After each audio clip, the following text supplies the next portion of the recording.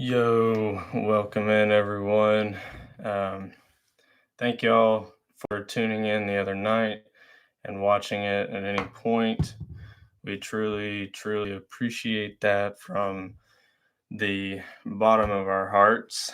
Um, Also, please excuse the mess behind me.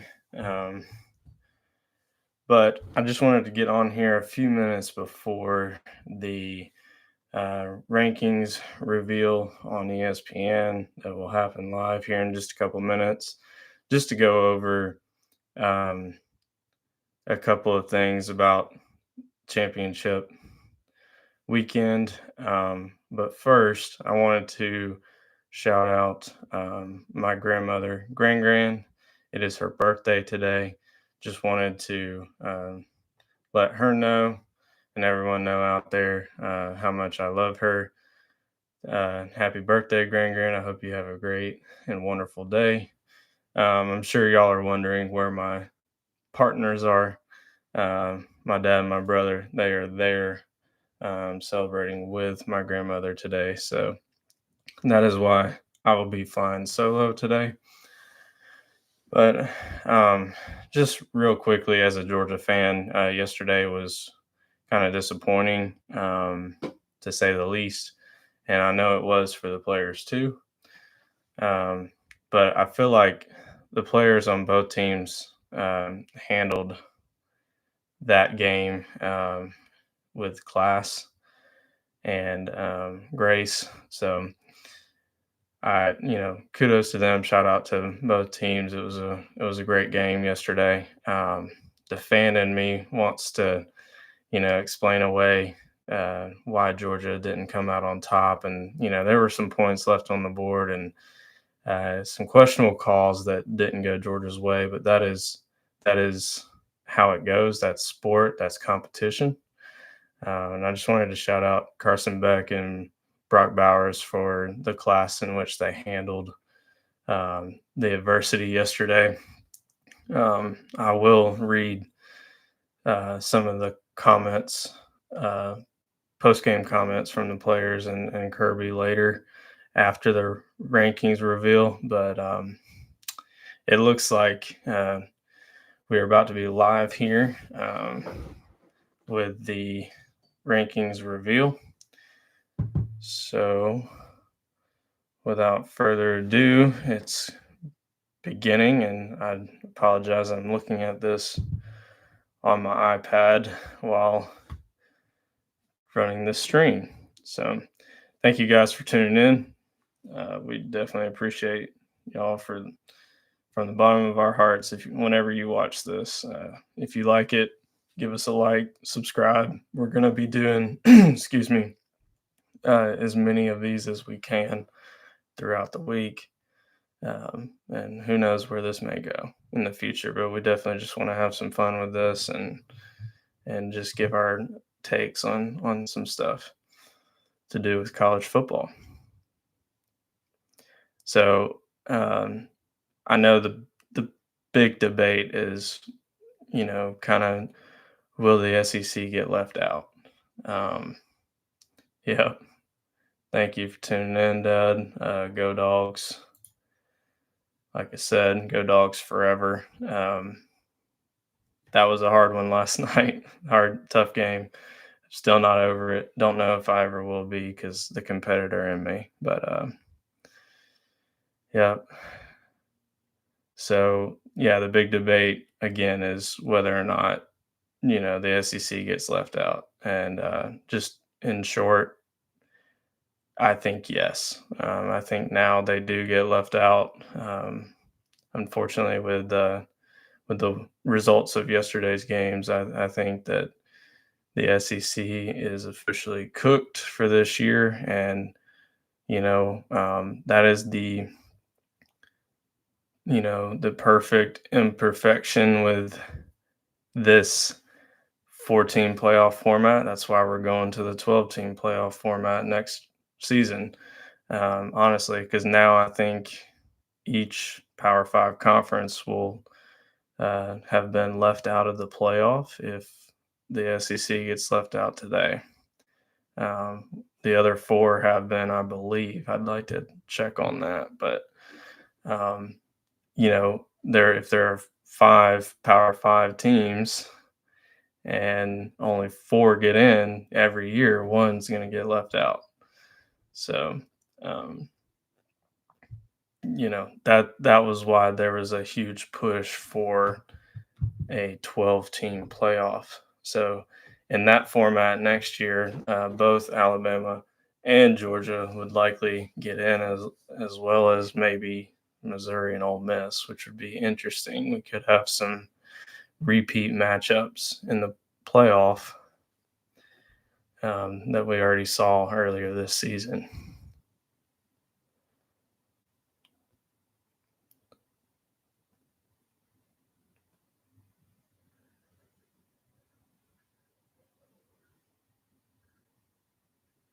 But just real quickly, I guess to give a final prediction right before they reveal the top four, I think you're gonna see. I mean, you're gonna see Michigan slot up, even though, yeah, they won 26-0, but um, they weren't overly impressive in the first half of that game. I did end up watching all the games yesterday, by the way. I said I wasn't going to, but I did because I'm just a college football fan at heart. Um, so I think you'll see Michigan at one. I think you're going to see Washington at two. I guess there could be an argument for both teams at one. They both have uh, similar resumes. Honestly, Washington was much more impressive to me. If you watched the first episode, we talked about how impressed we were with Oregon, and a lot of people thought Oregon was the more complete team. So to beat them twice, you could argue that Washington can be number one. So the top two will be in any order: Michigan and Washington, and then it comes down to a debate: do you reward Florida State for going undefeated and um, persevering through crazy circumstances? Again, that was a really, really gutty performance by Florida State to come out on top with their third string quarterback. I don't know many teams that, when you get down to your third string quarterback, would win. Um, Florida State did last night, so I could see them being three. And I could see Texas being four. But also, if you want to reward the one seed, you kind of have to uh, remove the opponent in the four slot that looks, better, for lack of a better term. So I don't think Texas will end up four. I think the compromise will be that Texas slots up to three as a one-loss conference champ, fully intact, pretty healthy um, team, and looked like the better team yesterday. And I think you'll see Florida State slot in at four to give um, the potential for a better national championship matchup. So thank you all for joining. I see we've got a few in here now. So go ahead and like it, subscribe if you haven't already. We appreciate it. Feel free to reach out in the chat. I know that wasn't uh, going the way that we thought for the first episode, but I can see the chat, and I will definitely interact with that too today.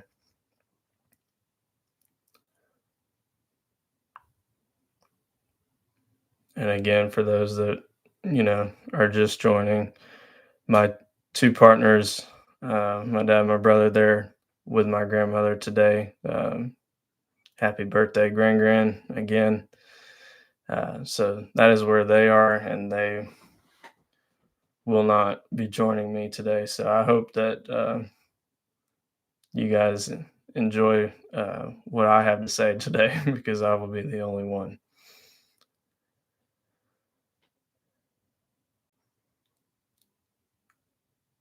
The other interesting thing about this 14 playoff is the four best teams versus the most deserving debate. I mean, it's happened every year that we've had the playoff.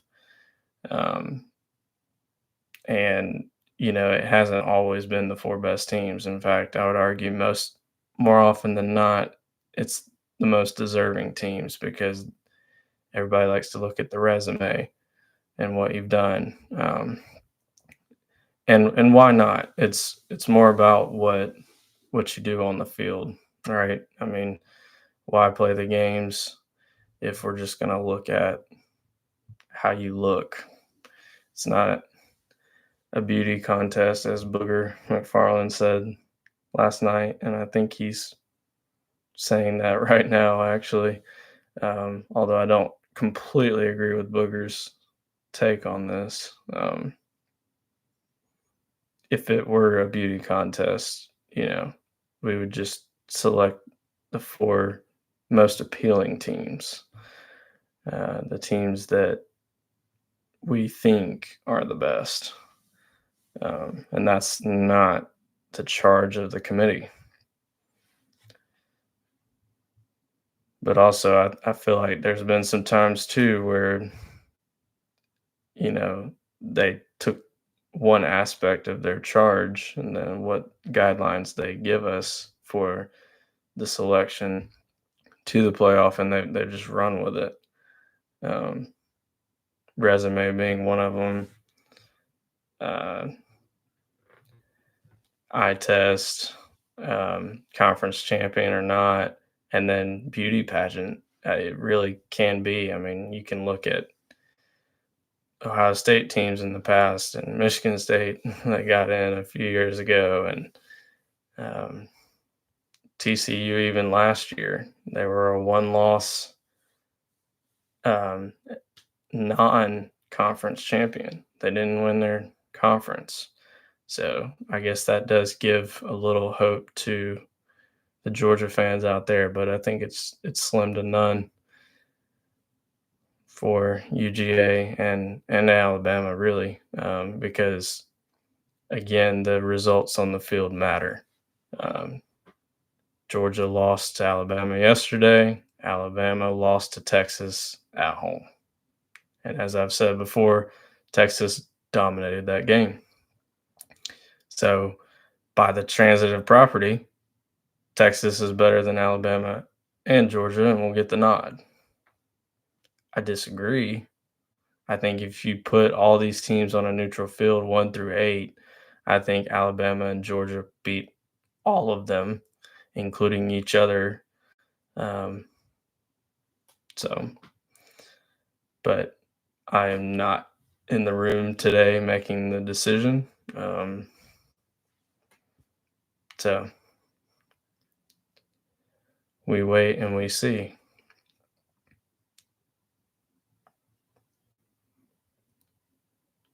I don't know if any of you are watching the coverage on ESPN, but it's a lot of pomp and circumstance, just a lot of fluff leading up to this Final Four reveal. We don't even care about the full top 25 other than who's getting in the New Year's Six Bowls, which I expect Georgia and Alabama actually to be in that New Year's Six slate, which kind of stinks for um, Missouri and Ole Miss, who had great seasons in the SEC. Um, that's tough. That's a tough one for them, but sorry, boys. Georgia and Alabama, 12-1. One's the conference champ, one's the conference runner-up. That's your two New Year's Six teams for the SEC. But yeah, just a lot of fluff. They're comparing resumes right now, and they have reporters at each of the schools that are expected to hear their name, and it's a lot of fluff here, guys. We just want the top four. Who's playing? And let's get on with it. Let's talk about the matchups because that's what everybody will be talking about for the next 3 weeks. Thank you for the like. Thank you. I see that. Don't know who that is. Whoever that is, if you want to make yourself known, you can. If not, that's okay. Thank you. I don't want to seem like I'm rambling here. I just want to make some good points that are coming to mind and they're off the cuff.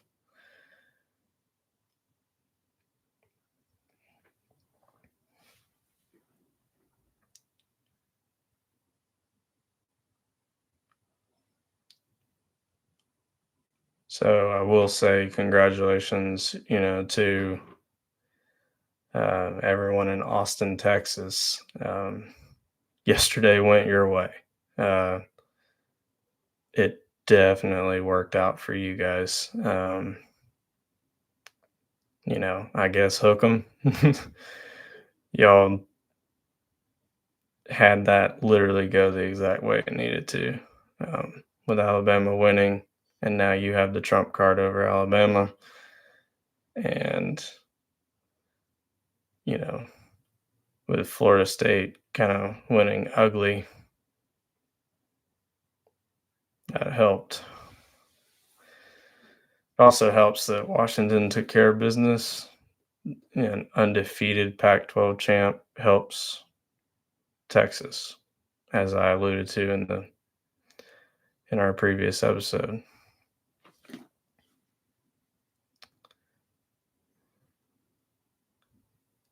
And we see Laura Rutledge reporting live from Athens, where I also am.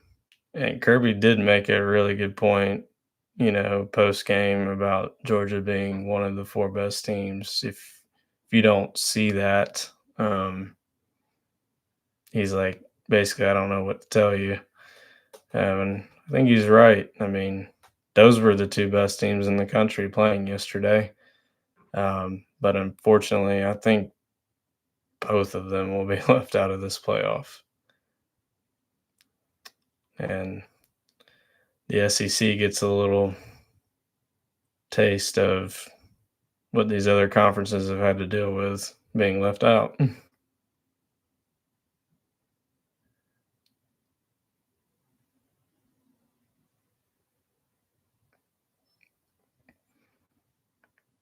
And now they're reporting live from Tallahassee, Harry Lyles Jr. Again, a great performance by the Noles last night. I don't know many teams that could do what they did. That defense was like, it's okay. We'll carry you, put you on our back. We're going to the playoff, and they should.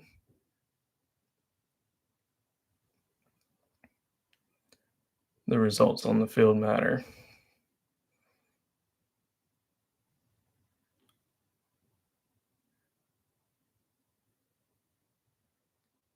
Although it does make it interesting that this scenario, if we take this scenario to next year with 12 teams, how do you seed them? Who gets to host? Who gets the buys? That'll make next year just as interesting. But this one, I feel like being the last edition of the 4-team playoff really created some stress for the committee like it hasn't happened before. They really have a tough decision to make. A lot of variables to juggle here, and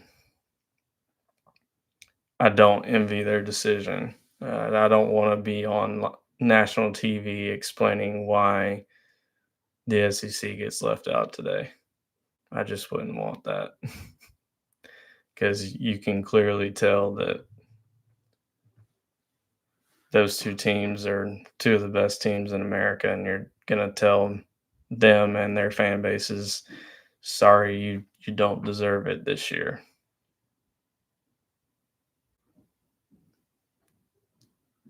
Definitely don't want to be in their shoes today.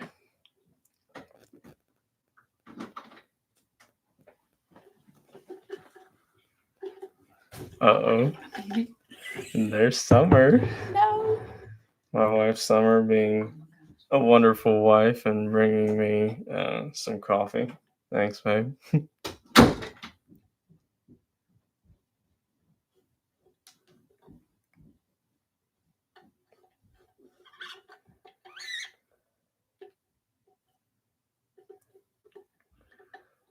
Always and forever rocking the Georgia cups. I have cups, multiple cups. UGA forever till the day I die.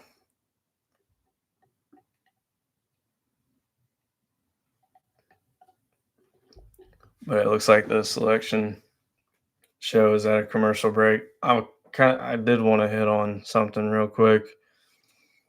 I want to give Brock Bowers a huge shout out. I think he posted it on social media. What I'm about to share with you guys.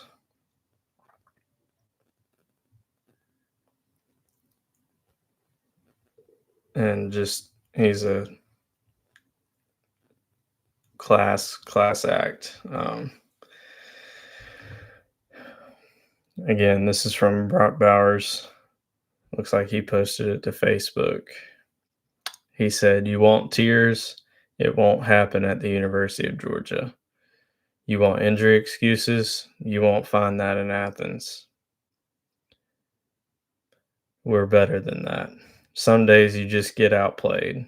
But in a sport like this and from a culture like Georgia's, you realize that failure is just an opportunity to better yourself. It is not what defines you. Perfection is a myth, and the hard road to improvement is the truth." Man, that's good. And that is not something we shy away from in the Bulldog Nation. So today was not a loss. You just angered a sleeping dog.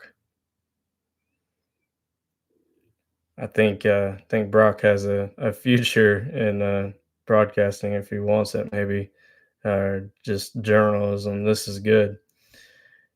He continues by providing a Bible verse here. Romans 5:3-4 says, quote, "Not only that, but we rejoice in our sufferings, knowing that suffering produces endurance, and endurance produces character, and character produces hope, and hope does not put us to shame." What a great verse to put in here, and I'll expound on that in a minute. If you still support these dogs, grab a better never rest hoodie because it is cold outside and this ain't over by a long shot. So it looks like, everybody in that locker room is still believing, still hoping that there's a chance for Georgia. And there's a slight one. So you saying there's a chance? Yeah, there's a little bit of a chance. But I want to address just how much of a class act Brock Bowers is by posting this and how spot on he is. And that verse that he shared, just spot on. There's no shame in losing that game yesterday, and that's exactly what you get from this verse. So, it looks like we are revealing the top four. We've got Michigan at 1. No surprise there. No surprise whatsoever. Some people had them at 1 all season. I didn't, not just because I'm a Georgia fan, but on the field, Georgia has been a more dominant team this season, even with the loss yesterday. But Michigan, undefeated, Big Ten champs, third year in a row in the playoff. Hats off to them.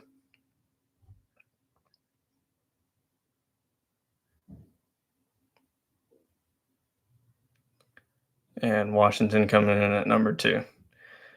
I kind of expected this order. I mean, you could argue either team deserves number 1 at this point, but Michigan a little bit more impressive in the committee's eyes, at least. So Michigan 1, Washington 2.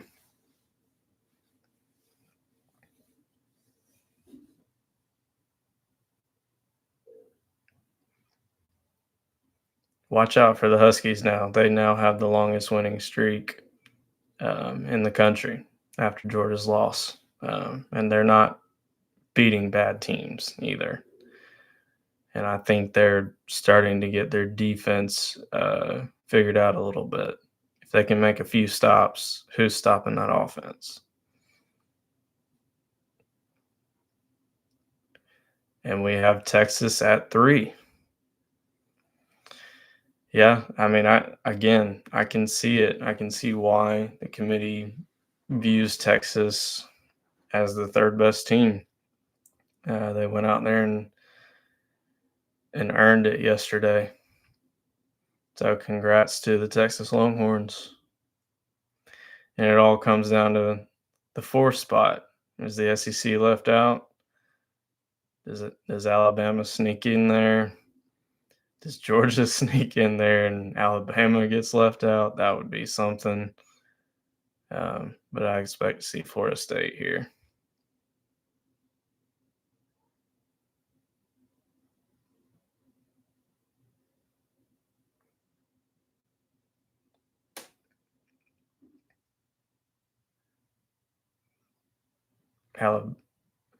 Alabama, Georgia, and Florida State are the 3 being compared here. Very, very close resumes. Strength of record, 4th for Alabama, 7th for Georgia, 3rd for Florida State. Strength of schedule, 5th for Alabama, 37th for Georgia, 55th for Florida State. 4-1 versus the top 25 for Alabama, 3-1 for Georgia, 3-0 for Florida State. Each have 2 key wins. According to ESPN, I would say 3-4 for Georgia and Alabama, and 3 for Florida State. But Florida State's the undefeated conference champ, so.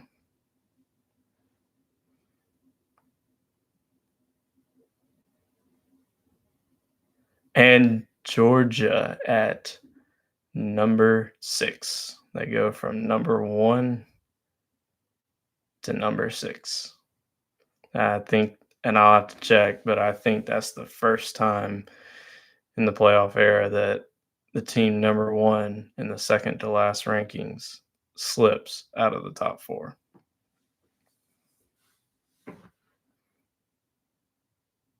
And Dad is saying it is. So, wow. Alabama at 4. Wow. So the committee again rewards Alabama in the 11th hour. Wow.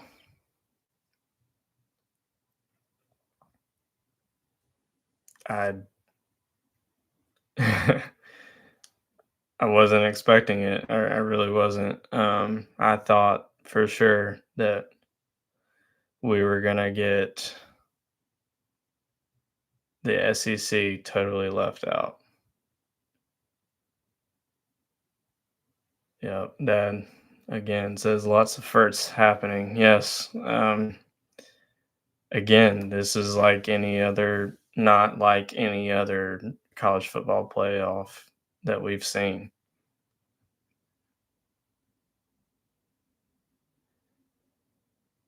So I would like to know what the reasoning was for this four, and was it the most deserving or was it the best four?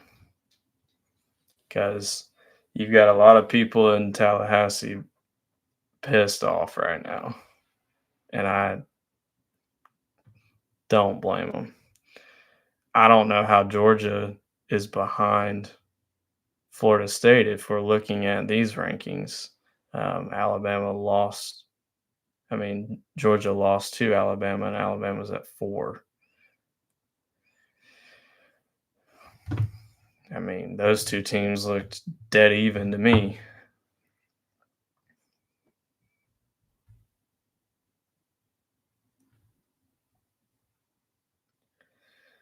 Here it is. Thanks, Dad, for the pick showing this. The committee has never left the SEC champion out of the playoff, left an undefeated Power 5 team out of the playoff, dropped the number 1 team outside of the top 4, selected a team ranked outside the top 6. All of those, all of those but one happened today. Wow.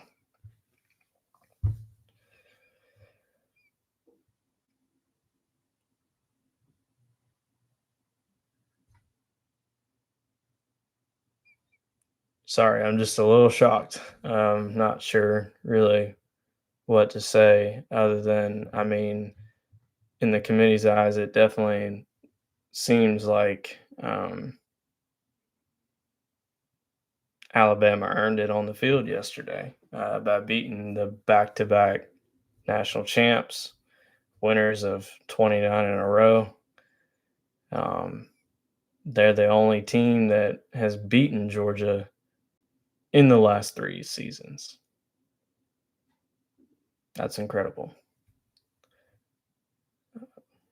Georgia, I saw a stat last night. Georgia's 40-0 against all other teams, including Michigan, including Ohio State, including um, let's see, TCU, Florida. You know, a lot of good teams, but they're 1-2 against Alabama in the last 3 seasons, and that's why you see Alabama in the playoff today and Georgia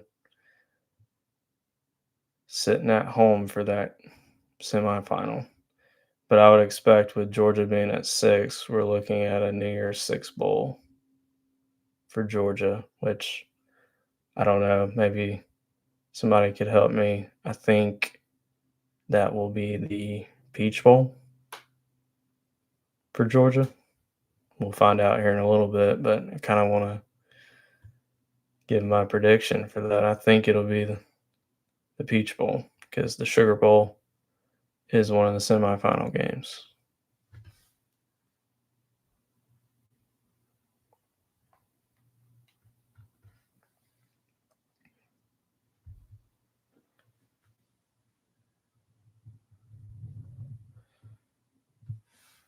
And we got Kirk Herbstreit explaining this away on ESPN. Seems like.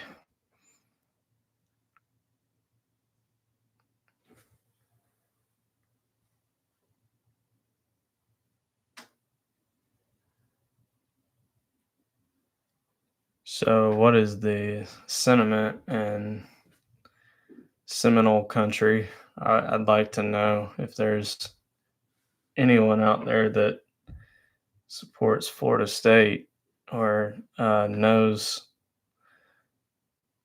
how those message boards are looking or what social. Let's see. Let's take a look at social media right now after the reveal.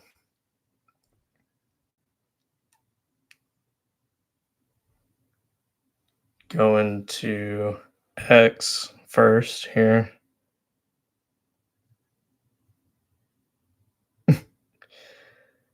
Got somebody on here who's an LSU fan actually saying Need FSU to claim a national championship like UCF did.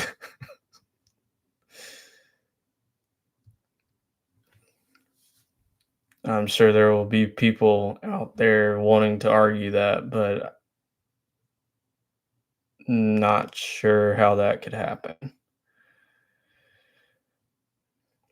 And they're doing the resume comparison here on ESPN between Alabama and Florida State. The win and loss versus the top 25, Alabama had the edge, and Alabama has the best win of the season.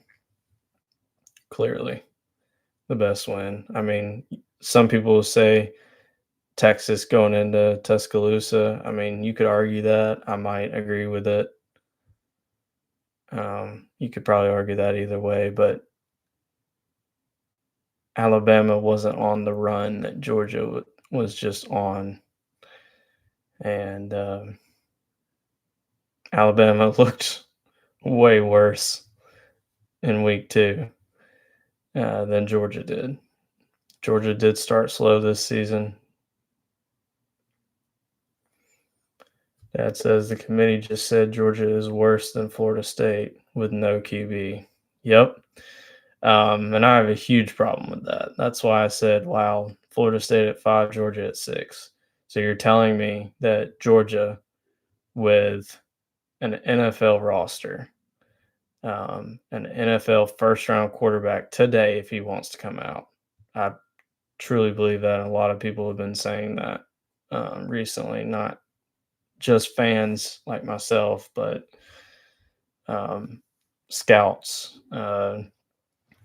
So Carson Beck and Georgia with Brock Bowers, with all those weapons, with a great defense, went toe to toe with Alabama.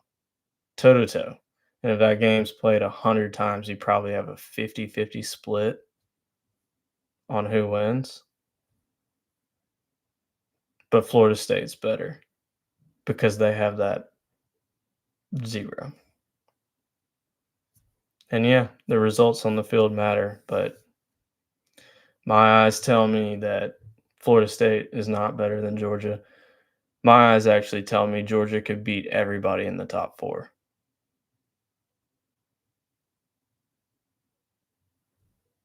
Oh, Dad says UGA versus Florida State in the Orange Bowl. That would be interesting because the debate I was just making would be settled on the field, and I would actually like that. Florida State would get their backup quarterback back, so it's not like he would be a slouch. And the true freshman last night was not a slouch. He was just treading water. It looked like for most of the game.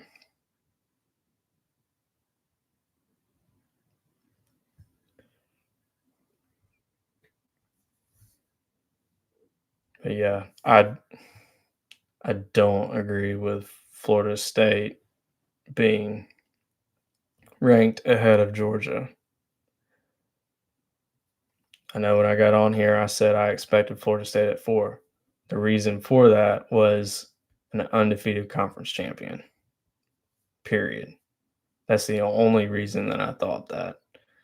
Now that we see the reveal of the top 4, and it's looking like, with Florida State at 5, Georgia at 6, the committee in the past has liked to match up 5 versus 6 in a bowl game, and like my dad is saying in the chat, the Orange Bowl makes the most sense because that's SEC versus ACC,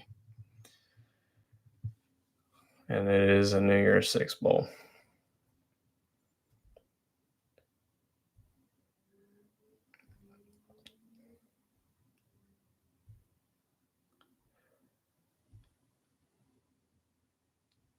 So it makes perfect sense why Texas got number 3 and Alabama got number 4, though. Alabama had to climb so far to get into the top 4, and Texas beat Alabama head to head. So I'd like to know how close it was between Michigan and Washington, though. Because because I think it's closer than people think. Washington's a good football team. Not that Michigan isn't, but Michigan has their issues, just like anybody in that top four, and that's why I'll still say, and I'll die on this hill. Georgia could beat any of those top four teams, and I hope Georgia plays Florida State now, and on the field shows everybody exactly that you left out one of the best teams in America, and Florida State without a quarterback is better than Georgia. That's not true. That is not true. The committee got that completely wrong.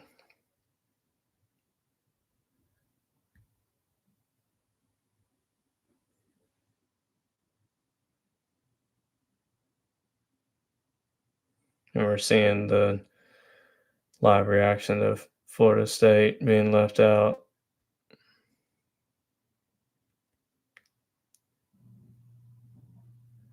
And Mike Norvell stands up and addresses his team.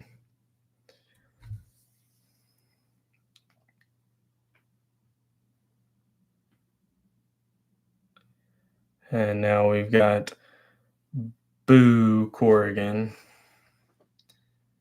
joining to explain away why his committee did what they did today.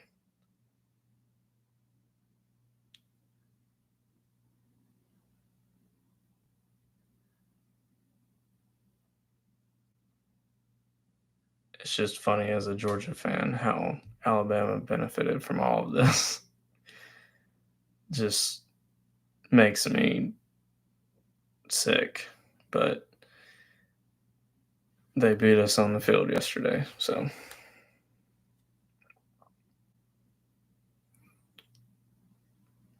I think it ultimately has to do with the strength of schedule for Florida State. Their best win of the season, I guess highest ranked win, ends up being Louisville, but I'd argue the best win was LSU, and Alabama's got Georgia as their best win.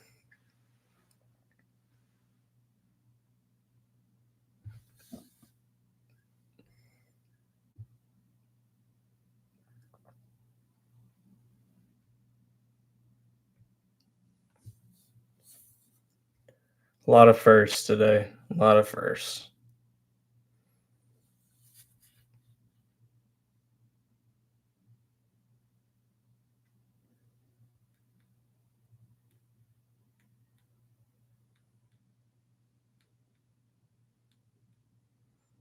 And Boo's over here saying we're not where we were 3-4 weeks ago. Yeah, clearly, buddy.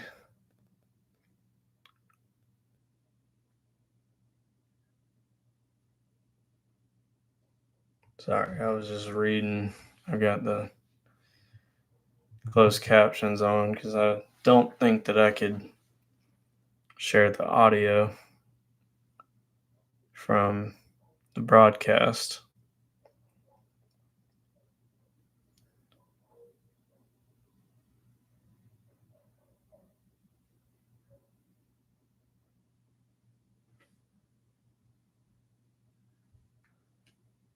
So I will like to say this. We all got on here the other night, Friday night, going into this, and we had our predictions, and we weren't right on about half of them. Oregon lost, Georgia lost, and Florida State won. Those were my three that I didn't get right out of the five. But I had good reasons for picking the teams that I did, and as did my partners. And I'm not gonna feel bad for who I picked and being wrong. Being wrong is 99% of life. You're wrong 99% of the time. It's just that 1% where you end up being right and you look like a genius. Um, I say all that to say, you know, as a Georgia fan, it hurts the loss again. Like I said before, it definitely stings. It's going to sting for a while. We had a chance at a three-peat and going for history. No team in the modern era has done that. And I say the modern era because the 30s when Minnesota did it, very, very different world with NIL, the transfer portal, the recruiting at the way it is. Um, it's just so much more competitive. And that's why football is a game of inches. Georgia lost by, this much yesterday. There were a couple of key plays in that game that decided the game. We hit the upright with a field goal because we got a false start to back it up 5 yards. I know how to kick pretty well. Former soccer player, and I also kicked a little. And so those 5 yards made a big difference, and the kicker missing that. And we had the phantom catch that um, the lead analyst on CBS for the referees got on there and said that that was a missed call. Alabama ended up going down and scoring the next play. So that was a huge play in the game, as well as you know Georgia's offense kind of stalling a little bit, and Alabama's defense, bowing their neck and making the stops. You got to give them the credit for the stops, but there's up to 13 points kind of left uh, that decided that game yesterday. And it hurts, but like I said, I love how the players from both teams handled it for the most part. Except I do want to address this too. Jermaine Burton. I don't know if y'all saw him after the game yesterday, but you can go look it up. It's all over X, Twitter, whatever you want to call it. I'm sure it's on everything else too. But he was like gesturing to the crowd, waving, looked like maybe blowing kisses, something like that. And come on, man. Like, as a competitor, as a former athlete myself, you just want to play a clean game. You want it to be fair. You want it to be um, officiated well, and you want both sides to give it their all, and the best man win. Yesterday, the best team on, during the game won. But what Jermaine Burton did afterwards and the way he conducted himself was the polar opposite of the kudos that I gave to Brock Bowers and all the other Georgia players, because I haven't seen, somebody can correct me if I'm wrong, but I didn't see any Georgia players reacting that way to the loss. And they had more of an excuse to react that way, and they didn't. That just goes to show you the character of Kirby Smart's program, the just the way in which these young men conduct themselves at UGA. It just makes me proud to root for this university. Makes me, you know, feel good even in the loss that, we did it with class, with grace, high character, and you know, Georgia will be back. They're not going anywhere. Still recruiting. I think right now we still have the number one recruiting class for next year. Got a 5-star quarterback coming in. Uh, could have Beck returning. I hope to see Beck back. I think that would do him a lot of good, even though he could go right now and be a first round quarterback. I really believe that. Brock Bowers, probably the last time you saw him in a Georgia uniform. I mean, I guess he could play this New Year's Six Bowl that we're going to get, in. But if I were him coming off the injury, he looked like he was a little gimpy at times yesterday. That's it, man. Just, you did a lot for us. You were wonderful. Thank you for everything that you've done. But I think Brock Bowers should just rest up, get ready for the combine and the draft.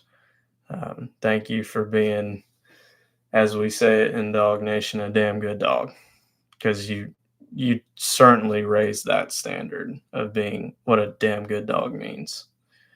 And that's saying something. I think till he gets hurt, he's a Heisman candidate. Should have been. You want to talk about the best player in America? It was Brock Bowers and Jaden Daniels. I mean, those were the two before the Bowers injury. I mean, come at me if you want to. He was one of the best players in the country until he got hurt. So thank you, Brock. I don't expect to see him back or on the field for the bowl game. I appreciate everybody who tuned in today. I appreciate whoever watched the first episode, whoever liked it, people that end up subscribing. Thank y'all. We appreciate the support. Like I said, we plan on doing this as often as we can, and at least one, two, or all three of us as often as we can.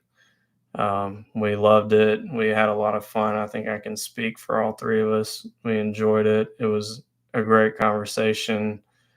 We did have a rough start, but that's anything. I think we've got it figured out now, at least a little better. And I appreciate, that there's anybody out there that wants to listen to me talk for 54 minutes. So thank y'all.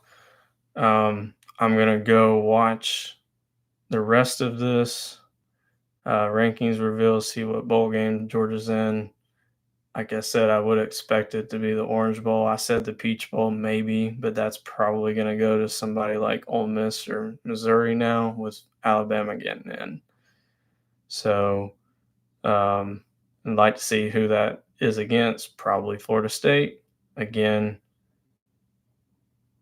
Florida State's not better than Georgia without their quarterback. But if that's the matchup, that'll be decided on the field. Thank you all for tuning in. If you like this, feel free to share it, like it, subscribe. We will be back this week. Need to figure out what night we will do it this week again. But we thank y'all. We love y'all. Have a blessed rest of your day.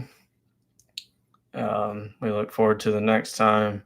And as always, go Dogs.